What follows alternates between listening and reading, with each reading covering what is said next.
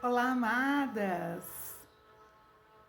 Dando continuidade ao nosso processo, vamos falar um pouquinho sobre o segundo tópico mais votado, a nossa saúde. Então eu vou trazer, vou compartilhar um pouquinho com vocês sobre as minhas experiências nesse processo, E quando a gente fala assim que eu preciso olhar para a minha saúde, para a minha saúde física ou emocional.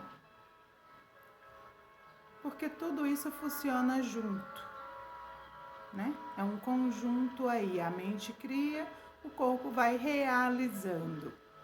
E quando o corpo, está mostrando alguns processos dolorosos, talvez seja porque a nossa mente está criando coisas que o corpo não está conseguindo acompanhar. Isso a gente precisa experimentar, A gente precisa vigiar, a gente precisa nos vigiar, Por que hoje a gente ouve tanto falar em autoconhecimento, Autoconhecimento, autocura. Por que é tão importante o autoconhecimento? Vamos olhar um pouquinho fora daqui. Imagina que você tenha um carro, que você se esforçou muito para comprar esse carro. E esse carro apresenta um problema. Você teria coragem de levar esse carro em algum mecânico ou para qualquer pessoa estar mexendo no seu carro? Eu, particularmente, não teria. Então, onde a gente poderia estar levando esse carro, assim, de olhos fechados, com a certeza de que iria encontrar o problema e que seria solucionado, O único lugar que daria pra gente essa segurança seria no fabricante, certo? Por isso, essa importância tão grande do autoconhecimento. Eu preciso me conhecer para eu perceber onde estão verdadeiramente as minhas dores, para eu perceber o que eu posso mudar nos meus processos, Por onde eu vou percorrer esse caminho chamado vida, onde eu posso escolher um caminho mais leve. E a gente só consegue enxergar, em detalhes, a fundo, quando a gente permite se conhecer. E esse processo do autoconhecimento, a gente precisa fazer com bastante respeito, às nossas dores, com bastante respeito aos nossos processos. Por quê? Porque nós temos, a nossa mente. E por que é tão importante olhar o tempo todo para a mente? Ai, mas de novo a mente, sendo que eu estou com uma dor na unha que está encravada? Um exemplo que eu sempre dou, Por que eu tenho que olhar para a mente se é a minha unha que está encravada? Lá no meu pé. Nem passa perto da minha cabeça. Porque para essa unha estar encravada te causando dores, antes disso houve um processo mental, alguma desordem começou na sua mente e só depois de um tempo se manifesta no seu corpo. Hoje eu posso falar diante, dos meus atendimentos. Tenho várias pacientes que eu atendi que tratavam uma unha encravada há 3, 4 anos e a unha sempre voltava a encravar novamente. Depois de um processo onde a gente olhou para essa mente, onde a gente buscou a origem do conflito, onde a gente trilhou todo o caminho ali possível, que possa ter levado a essa dor tão grande na unha, não é? Então a gente olha para o ser humano no contexto geral, é no todo, não tem como, ajudar alguém a melhorar uma dor na unha do dedo do pé, sem olhar para suas emoções, sem olhar para essa mente, né? Sabemos que temos a mente consciente, que é tudo isso que a gente vê, que a gente cria, que a gente constrói. Porém, a gente tem também a nossa mente inconsciente, né? A nossa memória, digamos assim, memória de origem, né? A memória escondida. Ali é onde ficam guardadas os maiores segredos, as maiores dores, aquelas dores que nem poderiam existir. Sabe aquelas dores assim de um filho abandonado pela mãe? A gente acredita que uma mãe jamais poderia abandonar esse filho.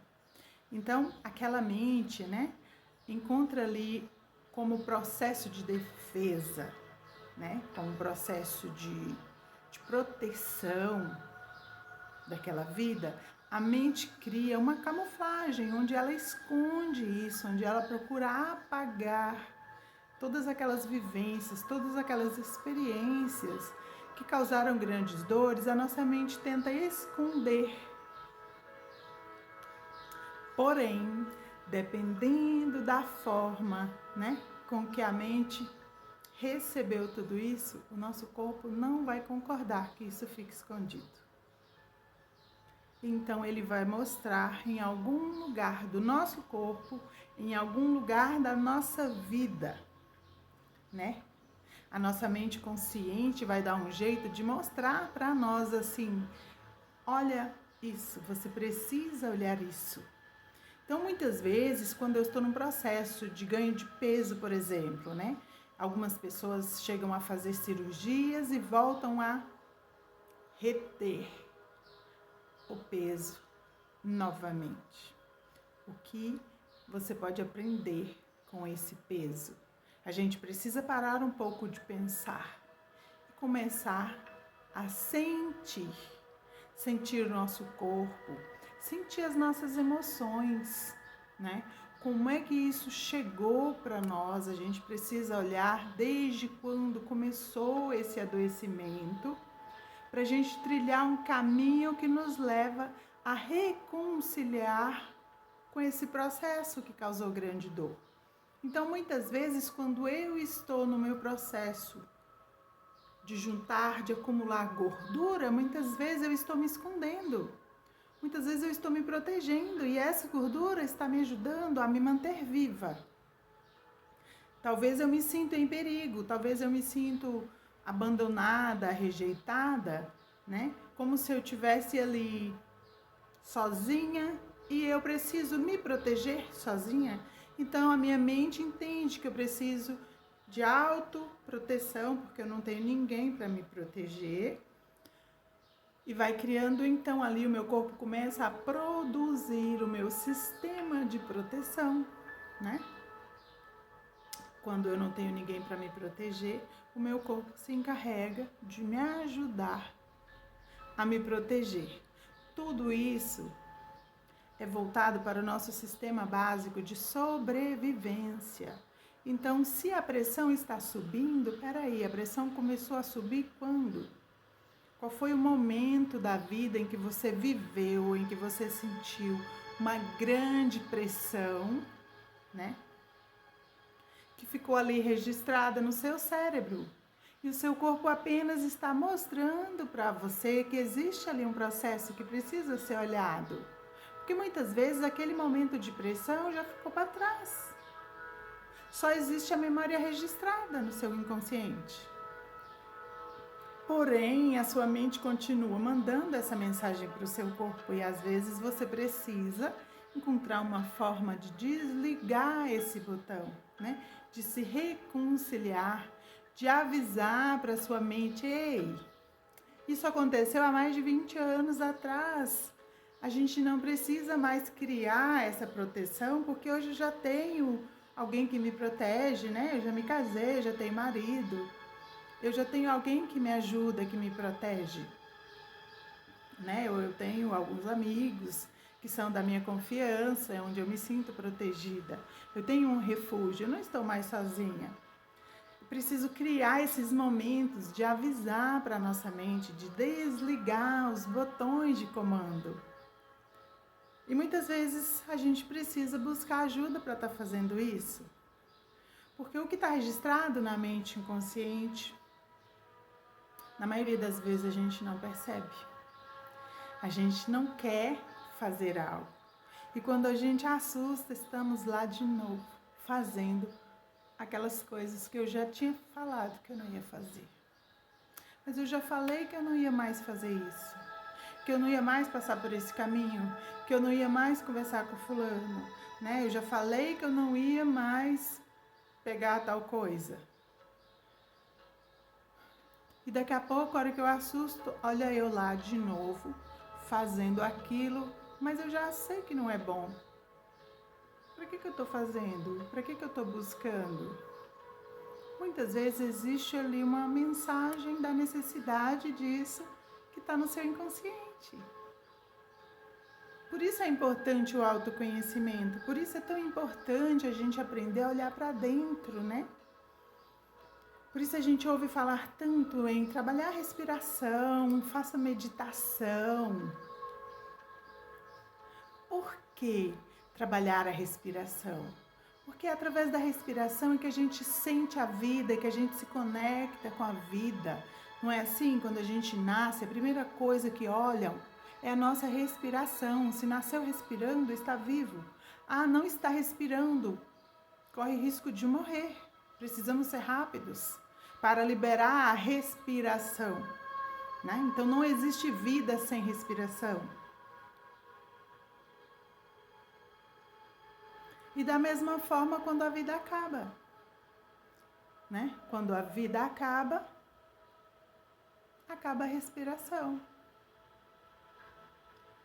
Então, como é que eu faço para olhar para minha saúde física, né? Hoje. Uma dica, né? Que eu posso te dar diante das minhas experiências. Se existe adoecimento no seu corpo físico, busque ajuda. É lógico que a medicina convencional está aqui.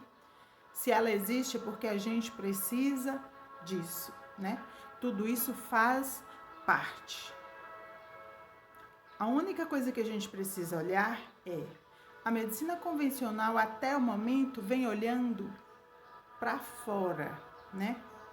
A medicina olha a gente por partes separadas, como se o coração funcionasse separado do pulmão, separado da mente, né? E na verdade, tudo isso funciona, né? De forma conjunta. Então, se existe uma sobrecarga no meu coração hoje, houve um momento em que eu estive com a mente sobrecarregada, houve um momento em que eu perdi muito sono, houve um momento em que eu vivi muita raiva, que eu vivi muito desgosto, e que eu me senti rejeitada, maltratada, para que eu tenha hoje uma cardiopatia, né? Um problema grave ali no meu coração, um entupimento de válvula, qualquer coisa que seja, nesse órgão, em algum momento lá atrás, eu experimentei, né? Algum tipo de pressão, alguma experiência que não ficou bem resolvida aqui dentro, né? Eu vivenciei um momento de grande dor, né? E o que é o coração? O que a gente guarda no coração? As coisas importantes, né? Os amores, os vínculos familiares. A gente não traz para o nosso coração qualquer coisa. Então, se o coração está adoecido, existe um adoecimento no relacionamento com os pais, nos relacionamentos com os filhos, né? No relacionamento de casal. Todo o adoecimento hoje no nosso corpo físico mostra que em algum momento a gente sofreu algum tipo de agressão, de desilusão, né? A gente vivenciou uma experiência ali que veio a causar esse adoecimento no nosso coração. E é exatamente dessa forma que a gente olha para todos os órgãos do nosso corpo. Então, antes de adoecer qualquer órgão do nosso corpo, existe um processo mental. Porque é através da nossa mente que a gente recebe todas as mensagens do mundo exterior, né? É pela nossa mente que a gente recebe, registra, processa e guarda todas as experiências vividas. É através da mente que a gente aprende, né? A gente vai na escola, o professor vai repetindo aquilo ali até que a gente consiga memorizar. Depois que isso fica gravado na nossa mente, não é assim que a gente ouve? Como andar de bicicleta. Se você andou uma vez, nunca mais você esquece. E assim são todos os processos da vida. Então, se quando você andou de bicicleta pela primeira vez, foi fácil, né? Você já montou nessa bicicleta, já saiu pedalando ali, já fazendo algumas piruetas e tal. Se houve muitos tombos, né? Se a pessoa que te auxiliou ali não foi cuidadosa, você vai guardar algumas experiências não tão boas de bicicletas, né? E aí você vai estar o tempo todo se protegendo das bicicletas. Nunca mais você vai montar numa bicicleta. Porém, se a pessoa, né, que te ensinou, que te ajudou a pedalar pela primeira vez uma bicicleta, foi cuidadosa, foi cautelosa, te segurou para não deixar você cair. Então você foi aprendendo a controlar a bicicleta, você não caiu, você não se ralou, não se machucou. Você vai guardar boas experiências sobre as bicicletas. Não é assim? Então lá na frente, quando eu encontro com uma bicicleta, eu não preciso me proteger tanto. Porque a memória que eu tenho guardada sobre bicicletas não exige que eu me proteja, né? São memórias boas. Não preciso desgastar nenhum tipo de energia ali para me proteger das bicicletas. E assim também a gente faz, né? Com as pessoas do nosso convívio, com o nosso aprendizado, né? Quando a gente tem a oportunidade de ir na escola, de aprender, o que a gente vivencia com os primeiros professores, é a experiência que a gente vai levar para sempre na nossa vida, né? Algumas pessoas aí podem se identificar com medo, né, de fazer provas, com medo de tentar um trabalho, de fazer uma entrevista, e esses grandes medos podem vir das experiências frustradas que a gente vivenciou lá no início, né? Nos primeiros contatos que a gente teve com o aprendizado, com as provas, com essas questões, né? E por que para outras pessoas é tão fácil, é tão leve, é tão solto? Tudo isso vem de acordo com as experiências que a gente vivenciou no início da nossa vida, né? O que a gente aprendeu no nosso ambiente de convivência. Então é sempre importante a gente olhar também para o ambiente. Alguns estudos dizem que 70% do que a gente é, do que a gente carrega, do que a gente sente hoje na nossa vida, né? 30% é genético. E 70% é construído no ambiente de convivência, né? E como é que a gente olha para o ambiente? Porque muitas vezes a vida me levou a conviver com pessoas estranhas em ambientes desconhecidos, onde eu sempre me senti desprotegida. E aí, como é que eu vou me comportar ao longo da minha vida? Eu vou estar sempre carregando essa sensação de estar exposta, de estar desprotegida, né? E aí vai causando o quê? Essa emoção repetida, né? A mesma emoção, o mesmo medo, a mesma autoproteção repetida por muito tempo vai causar uma lesão em um determinado órgão do meu corpo, né? Assim como causam as emoções, né? Que nos mostram, que nos aproximam ou afastam do amor, a gente entende que essas emoções são guardadas no coração, né? Porém, existem as emoções que são guardadas nos nossos ossos, né? Nos nossos membros, nos membros inferiores, nas pernas, nos pés, né? Até mesmo nas unhas, né? As unhas fazem parte, né, do processo de proteção do nosso corpo. Unha, cabelo, pele, né? São anexos, são um conjunto, né? A gente chama o cabelo e unha de anexos de pele. Então, basicamente, se a pele faz a nossa proteção, as unhas e os cabelos também, né, estão complementando ali essa proteção. E assim, quando a gente busca trilhar, né, a buscar entender a origem desse adoecimento, a gente vai conseguir, né, encontrar o ponto de partida, encontrar o ponto inicial. E a partir, né, desse encontro, a gente consegue se reconciliar, a gente consegue mudar alguma coisa, né, mudar alguns registros que estão na nossa mente.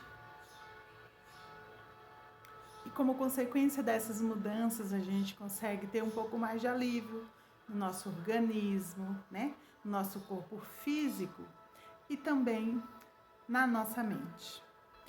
Por isso é importante a gente autoconhecer, né? Eu preciso o tempo todo olhar para mim, como eu me comporto, como eu reajo diante das adversidades, diante das dificuldades da minha vida, né? Eu costumo enfrentar com tranquilidade, eu costumo me esconder. É preciso que a gente pare um pouco de se julgar, né? O que pode, o que não pode, e se permita um pouco mais sentir cada processo. A gente precisa sair um pouco do nosso pensamento, né? Porque o pensamento é julgamento, o tempo todo o pensamento cria algumas coisas. E olhar para a realidade exatamente como ela é, né? É assim que a gente... Como é que a gente olha para a realidade? É quando eu deixo de querer alguma coisa, né? Então é assim, eu quero viajar, mas eu não tenho um carro. Ah, só porque você não tem um carro, você não vai viajar? Por que você não vai de ônibus? Por que você não vai de avião? Não ter um carro não é pretexto, né? Você está contando uma mentira para você. Muitas pessoas viajam, curtem a vida e nunca tiveram um carro. Porque para você não ter um carro é um obstáculo que te impede de viajar. Assim a gente olha, né? Então, quando eu decido fazer algo, quando eu decido viver algo, ou quando eu decido mudar alguma coisa na minha vida, eu olho para o que eu tenho, eu desisto de querer, né? Eu desisto de usar o que eu não tenho, porque se eu não tenho, não dá para usar. E quando eu decido, quando eu concordo, peraí, eu só tenho isso, né? Ai, tá, eu tenho isso. E agora, então, o que eu posso fazer com isso? Ah, então eu vou usar o que eu tenho. E eu vou ver o que eu consigo fazer de bom com o que eu tenho. Né? A gente precisa aprender a valorizar mais, a usar mais o que a gente tem. Nós temos tudo aqui dentro, né? O nosso corpo foi feito, foi projetado de uma forma que tudo que a gente precisa está dentro de nós. A gente precisa aprender a olhar para dentro, né? E hoje a gente não tem muito tempo para isso. Nós estamos totalmente presos do lado de fora. Por isso, do lado de dentro, fica tão adoecido. Porque é como se a gente estivesse ausente de nós, né? Eu saí de mim em algum momento da minha vida, não consigo mais voltar para dentro. E aí o corpo da gente começa o tempo todo a mostrar, através das dores, dos adoecimentos, que eu preciso voltar para dentro. Não é assim? Quando você abandona a sua casa, fica fora por muito tempo, a casa enche de traça, enche de rato, de barata, né? De outros insetos aí. E eu preciso voltar. E depois, quando eu volto, né?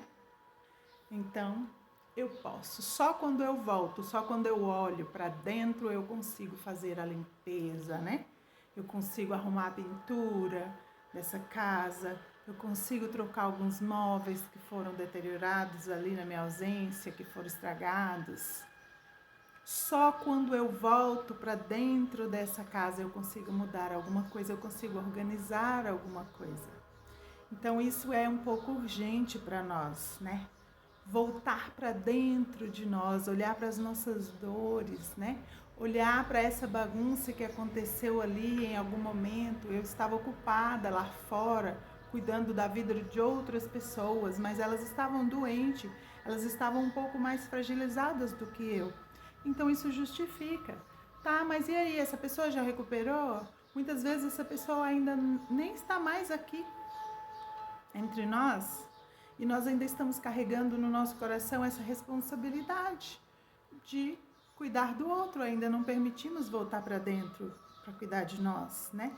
Então é assim que a gente olha para a nossa saúde, olhando para dentro, né? Se percebe que saiu, que se abandonou em algum percurso do caminho aí na sua vida, volta para dentro.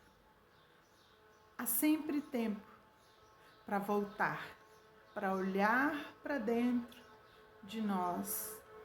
Quando tiver difícil olhar para dentro, porque às vezes você ficou muito tempo fora, tem uma bagunça muito grande, você pode buscar ajuda.